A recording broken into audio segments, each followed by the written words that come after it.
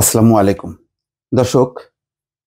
কবে সরকার গঠিত হবে, নতুন সরকার, অন্তর্বর্তীকালীন সরকার, তা নিয়ে গত ২-৩ দিন থেকে এক ধরনের অনিশ্চয়তা। গণ অভ্যুত্থান সফল হয়েছে ৫ তারিখে। ৫ তারিখের পর থেকে এক ধরনের অনিশ্চয়তা, কখন কিভাবে হবে, কে হবেন প্রধান। সব জল্পনা কল্পনা অবসান ঘটল, ডক্টর ইউনূস হবেন তার প্রধান।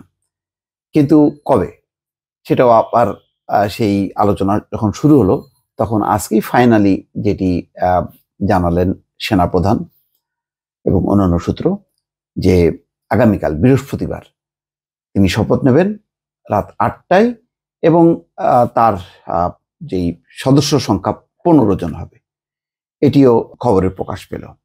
এর মধ্যে ডক্টর ইউনূসের ৬ মাসের যে সাজা, সেটি বাতিল করা হয়েছে। আপনারা জানেন যে খুবই একটি হাস্যকর মামলা, কারখানা অধিদপ্তরের একটি মামলায় তাকে সাজা দেওয়া হয়েছিল। এখন সাজাপ্রাপ্ত কোনো ব্যক্তি তো একটা অন্তর্বর্তীকালীন সরকারের প্রধান হতে পারেন না, ফলে আজকে খুব দ্রুত বেগে এটা শুনানি করে আজকে বাতিল করা হলো। একটা বিপ্লবের মধ্য দিয়ে যখন নাকি একটা পরিস্থিতির পরিবর্তন হয়, পট পরিবর্তন হয়, তখন সবকিছু পানির মতন হয়ে যায়। তখন তারেক রহমানের দেশে আসা, বেগম খালেদা জিয়ার মুক্তি, এটা যে তত্ত্বর বেগে হয়ে যায় এবং কারাগারে যে ২০০০ নেতাকর্মী ছিল সবারই মুক্তি, এখন হলো এগুলি কোনো বিষয়ই না। তো সেটি এখন প্রমাণিত হচ্ছে। এর মধ্যে ডক্টর ইউনূস একটি গুরুত্বপূর্ণ কথা বলেছেন, যে নির্বাচনের রোড ম্যাপ তৈরি করতে হবে। এটা গুরুত্বপূর্ণ কাজ। তবে তার চেয়ে গুরুত্বপূর্ণ কাজ হচ্ছে আইন শৃঙ্খলা, এই পরিস্থিতি কিভাবে নিয়ন্ত্রণ হবে। সেনাপ্রধান আজকে তার বক্তব্যে বলেছেন যে তিনি সেনাবাহিনী, নতুন সরকারকে অর্থাৎ ইউনূস সরকারকে একেবারে পরিপূর্ণভাবে সহযোগিতা করবে সব ধরনের। তো এটি একটা ভালো, যে এখন সেনাবাহিনী, প্রশাসন, এর মধ্যে পুলিশ ঢেলে সাজানো হয়েছে। পুলিশের যে আইজিপি আগের চৌধুরী মামুন আবদুল্লাহ, তাকে বাদ দেওয়া হয়েছে, নতুন একজন আইজিপি এসছেন। র্যাবের ডিজি পরিবর্তন হয়েছে। এখন হলো পরিবর্তন এবং পালাবদল দুটি খুব দ্রুত বেগে ঘটছে। এবং আগামীকাল যখন শপথ নেবেন ডক্টর ইউনূস, সবকিছু এটা আরো পরিষ্কার হয়ে যাবে। ইউনূস আজকে বিদেশে থাকতেই ফিনান্সিয়াল টাইমস পত্রিকাকে একটি সাক্ষাৎকার দিয়েছেন। অন্তর্বর্তীকালীন সরকারের প্রধান ডক্টর ইউনূস বলেছেন, সরকারের প্রতি দ্রুত আস্থা ফিরিয়ে আনা জরুরি, নির্বাচনের একটি রোড ম্যাপ দরকার, দেশ পুনর্গঠনে আমরা একসঙ্গে কিভাবে কাজ করতে পারি সেই বিষয়ে সংশ্লিষ্ট সব দলের সঙ্গে কথা বলবো। শান্তিতে নোবেল বিজয়ী আরো বলেন, নতুন নেতৃত্বের জন্য প্রস্তুত হতে কাজ করা দরকার। যা খুব গুরুত্বপূর্ণ কাজ। কিন্তু এখন যেটি ডক্টর ইউনূসের জন্য সবচেয়ে বড় চ্যালেঞ্জ, যে ডক্টর ইউনূস কতদিনের জন্য আসলেন?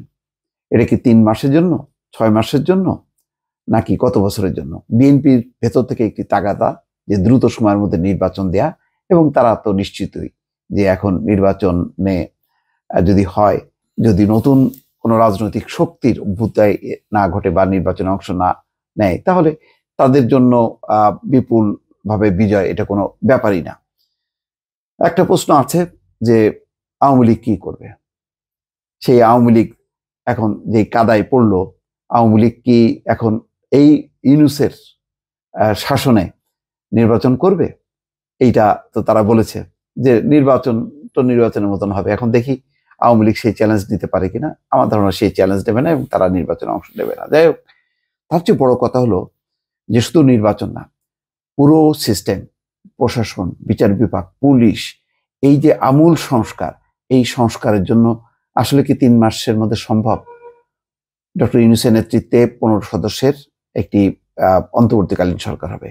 এই ১৫ সদস্য কিভাবে প্রশাসন, কিভাবে নির্বাচন কমিশন, পুরো গণতান্ত্রিক কাঠামো, সবচেয়ে গুরুত্বপূর্ণ হলো বিচার বিভাগ, তার যে দলীয়করণের অবস্থা থেকে মুক্ত করা, এই কাজগুলো একটা পরিকল্পনা, একটা সংস্কার কর্মসূচির আওতায়, যেমন বলছেন যে নির্বাচন একটা রোড ম্যাপ, এইরকম সব ক্ষেত্রে যে রোড ম্যাপ দরকার, তারপরে গণমাধ্যম, এইগুলি কবে কতদিনে ঠিক হবে এবং ৩ মাসের মধ্যে এটি সম্ভব হবে কিনা, এটি নিয়ে কিন্তু একটি রাজনৈতিক অঙ্গনে একটা নানা রকম মত আছে। বিএনপির তাগাদা থাকবে খুব দ্রুত। তবে এটা ঠিক যে বিএনপি যে খুব এটা নিয়ে খুব বেশি চাপ সৃষ্টি করবে সেটা হয়তো করতে চাইবে না। তাদের মূল এটা ছিল শেখ হাসিনার পতন, সেটি ঘটে গেছে। আবার ছাত্রদের হলো যে ব্যক্তির বদলে ব্যক্তি না, সিস্টেম চেঞ্জ করতে হবে। এই সিস্টেম চেঞ্জ করা একটা বড় কাজ। সেই কাজটি ডক্টর ইউনূসের নেতৃত্বে রাজনৈতিক দল কিভাবে সহযোগিতা করবে, এবং কাজটি খুব সহজসাধ্য কাজ না। এই আমূল সংস্কারটা সম্পাদন করার জন্য একটা রোড ম্যাপ বলবো না, এবং সময়সীমা, এটা খুবই জরুরি। হয়তো সেটির মীমাংসা না হলে ইউনূসের জন্য সামনের পথ চলাটা যথেষ্ট পরিমাণ কঠিন এবং চ্যালেঞ্জিং হবে। দর্শক, ভালো থাকবেন।